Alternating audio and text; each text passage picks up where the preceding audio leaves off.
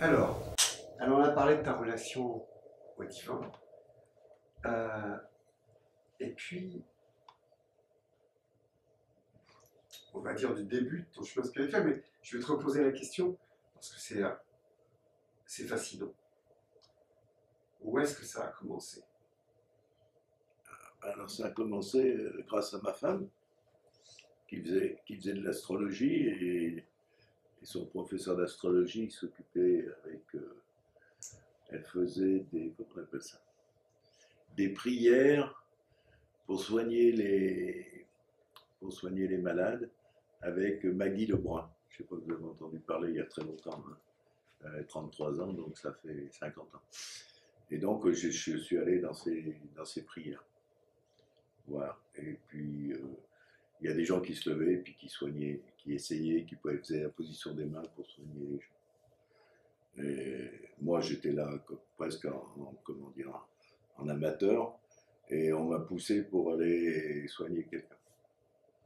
Bon, elle avait un cancer, et paraît-il que son cancer avait diminué de moitié quand j'avais posé les mains. Alors après, on m'a pris pour Dieu, j'ai dit non, bah, ça c'est bon. J'ai laissé tomber, mais j'ai soigné tous mes gamins avec mes mains. Moi, quand ils étaient malades, même maintenant, quand ils sont là, ils viennent, ils disent oh, tu peux pas faire un petit truc. Alors, pour mes gamins, je le fais, mais voilà, moi, je ne suis pas du style à dire bon, bah, ça y est, j'ai pas envie de prendre la grosse tête et puis j'ai pas envie d'être embêté avec plein de gens.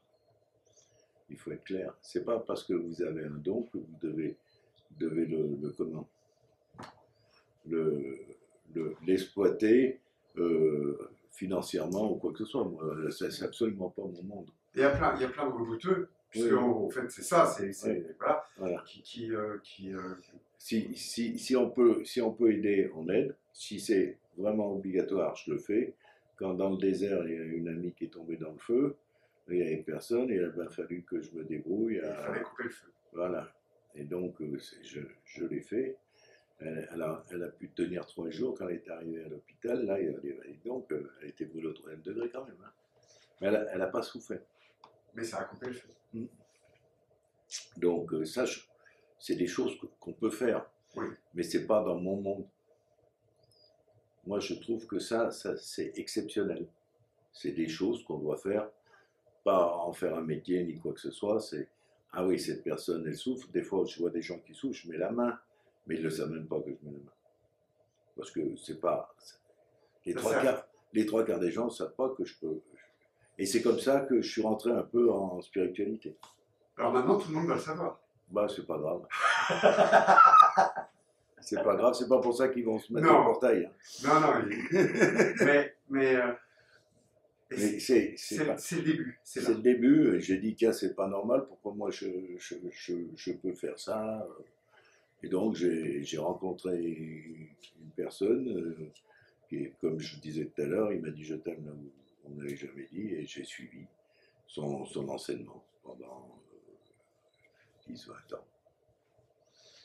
Et puis voilà, j'ai commencé à apprendre qui j'étais.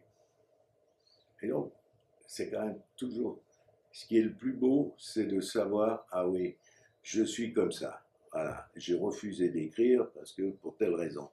Et j'en ai pas fait une fierté, mais j'en ai fait un atout. Oui. De mon comment, de ma faiblesse, j'en ai fait un atout. J'aimerais qu'aujourd'hui tu me dises, allez, après moi, j'aimerais que tu ailles voir un tel ou un tel pour lui poser les mêmes questions. Et puis, parce qu'il est inspirant, parce qu'il a fait prendre conscience à plein de gens, parce que quoi d'abord? Et voilà, j'aimerais que tu me dises où aller après. Ah, bah alors là, si tu veux aller voir quelqu'un comment dirais-je, quelqu'un quand même assez exceptionnel et qui est en train de créer une forme qui est très, très dans l'air du temps. Et ce garçon, il est rentré avec moi il y a 20 ans. Et maintenant, il a une association peut-être même un peu plus que moi. Et il fait faire des mouvements aux gens, des mouvements intérieurs, il leur fait faire des mouvements intérieurs et les maintenir. Et ils perçoivent très vite qui ils sont. C'est très intéressant. Alors, il a un nom à coucher dehors avec un billet de logement. Il s'appelle Sanji Rambo-Tiana. Tiana, et puis après il y en a encore, Oui, hein, oui. puisque Il est malgache. il est malgache, oui. Et donc, je te conseillerais d'aller le voir parce que c'est vraiment quelqu'un d'intéressant. Et il fait prendre conscience aux gens Oui, par des mouvements. par des mouvements. Ouais. Alors, effectivement, C'est une autre manière de faire, oui. mais qui est quand même très efficace. Mhm. Je pense que chaque être humain a un certain don. Oui. Moi, je préfère la marche, mais d'autres vont faire de l'assise, d'autres vont faire autre chose. Mais on sent qu'ils sont dedans. Comment, c'est leur manière d'exprimer Dieu par ça. Il n'y a pas de mauvaise façon de prier. Hein. Non, il n'y a pas de mauvaise façon.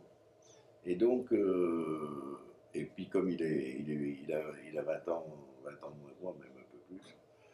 Donc c'est un homme en avenir, comme on Oui. dit. Voilà, la mère Denise. Voilà, alors lui, oui, je te le conseille. Eh bien, on va essayer d'aller le rencontrer. Voilà, Avec grand plaisir. voilà, parce que c'est un être, euh, il m'a toujours épaté de la manière dont comme il s'est impliqué. Mhm. Parce que dans un chemin spirituel, il faut savoir s'impliquer. Oui. Et si on ne s'implique pas, ben on reste toujours en superficie. Et là, lui, il s'est impliqué à fond. Et donc, tout de suite, on voit tout de suite un être qui s'élève. Plus vous impliquez, plus vous élevez.